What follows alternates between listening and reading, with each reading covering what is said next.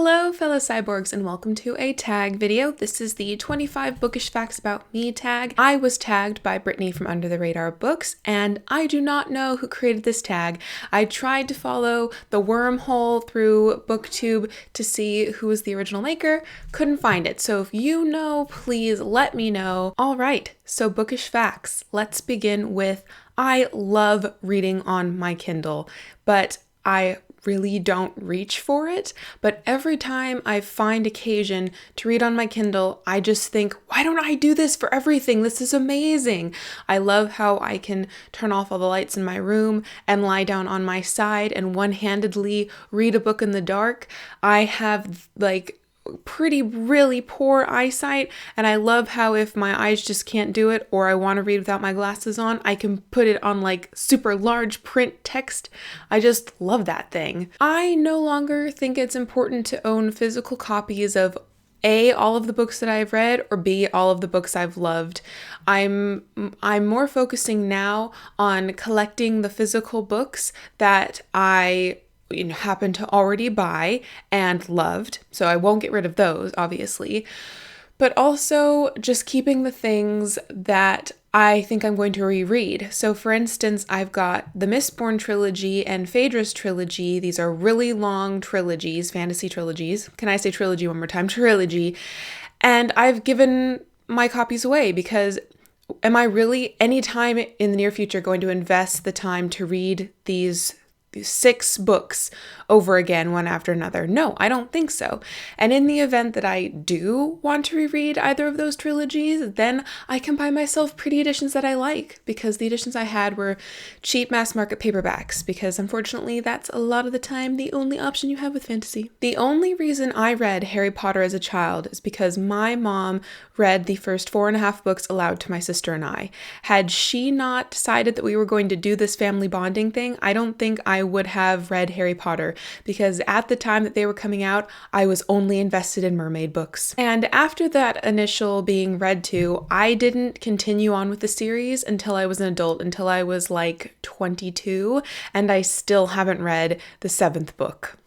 One time in high school, I stayed up till 4 a.m. on a school night to reread Twilight. It was an intense relationship I had with Twilight. The first chapter book that I finished was When Will This Cruel War Be Over? The Civil War Diary of Emma Simpson, part of the Dear America series. I remember being so chuffed that I had finally finished reading a chapter book on my own. But the first chapter book I finished in one day was The Fairy's Mistake by Gail Carson Levine. I took a fairy tale retelling seminar in university where we read the likes of Ella Enchanted, which was good, Beauty Sleep, which was excellent, Just Ella, which was crap, Fairest, which made me cry, Beastly, which was poop, and Fairest of All, The Tale of the Wicked Queen or something like that, which was pretty good. In high school, I read maybe a third of the required reading. SparkNotes was my friend. I was so bitter at the fact that my reading time was dictated what I had to read. So, nope. Like a third is probably a generous, estimation of what I actually read in high school. However, come senior year, Jane Eyre was the first classic that I actually chose to read, though I skipped like a whole bunch when she wasn't with Mr. Rochester. However, in freshman year, I actually read, oh my goodness, A Separate Piece, and that was one of the first assigned readings that I actually liked. I never read one book at a time. I wish that I read one book at a time, but characteristically, I can't help myself. I really wish that I read 4 or less books at one time, but it's more like 7 or more these days. My most productive reading time is right before bed, because throughout the day, I don't get enough quiet time and I kind of just want to watch YouTube videos, but I try to shut off the internet by 8:30, and I don't fall asleep till 11:30, so that's a hardcore chunk of reading, my friends. In high school, when I was trying to read Christopher Paolini's Dragon Fantasy series, I read Eldest, and characters in that book drank blueberry tea, and so I went out and found blueberry tea it was not as nice as I was hoping it would be. My private book club, which I keep mentioning tangentially in videos, has been around since September of 2013. Yeah, I know! What the crap? I've rewatched the first 12 episodes of the Vaginal Fantasy Book Club Google Hangouts at least 5 times each.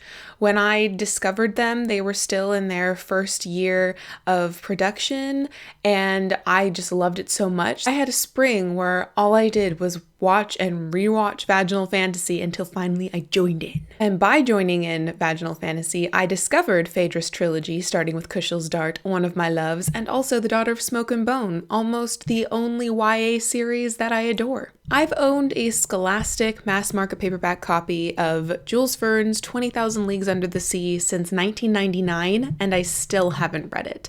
I tried my darndest to read it in 2013. Yeah, that sounds about right. But I only got halfway and then I stopped. I can't remember why. I don't have one cohesive place I keep my books. Up here, where I'm living in Canada, I have a TBR bookcase, and then I have 2 shelves in my closet, and then I have 2 shelves and bookcases down in the basement.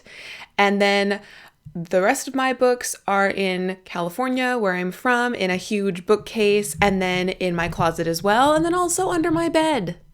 God knows how many books I actually own. One of my favorite books that I don't talk about enough on this channel is Abarat by Clive Barker. It's so good. It was one of the friendship ultimatum books that my best friend made me read in high school, and I'm so glad she did because it's so good. The Forgotten Garden by Kate Morton was the first adult literary fiction, general fiction book that I read, knowing that it was general fiction.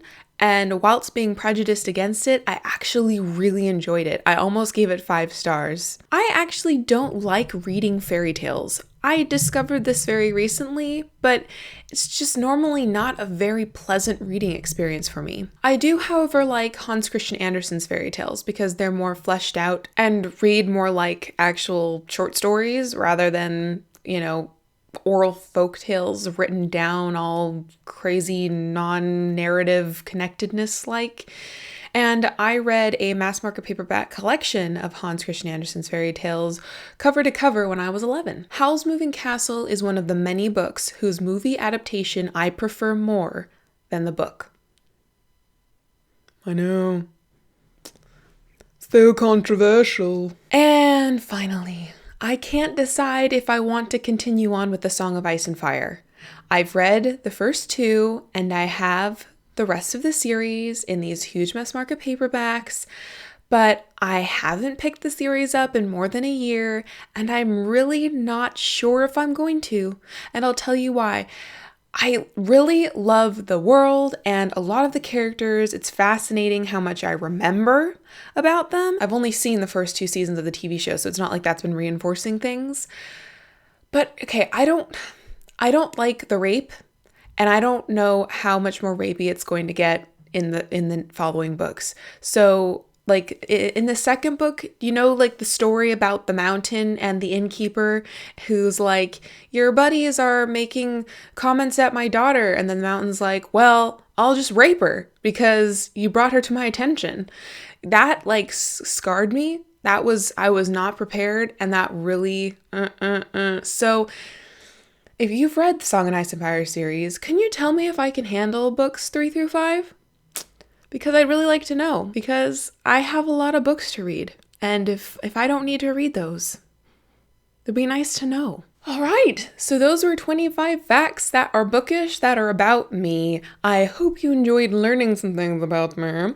And now I need to tag people. So I would like to tag Victoria from A Hermit's Progress, Sophie from Portal in the Pages, Denise Marie, and Marie Berg. So if you feel like doing this tag, I would greatly appreciate seeing your answers so that I can creep on your life a little and just have a grand old time watching your video, because watching other people's videos are splendid. And all you ladies who I tagged, I love your channels. I hope you guys enjoy the bloopers to come, because there were quite a few.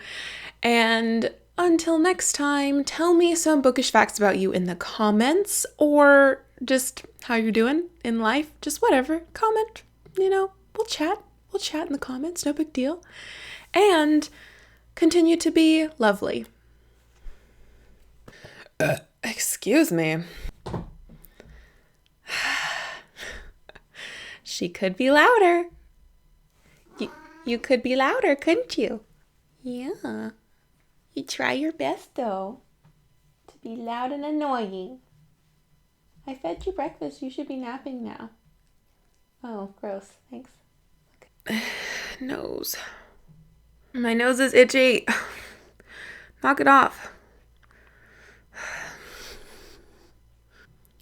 It's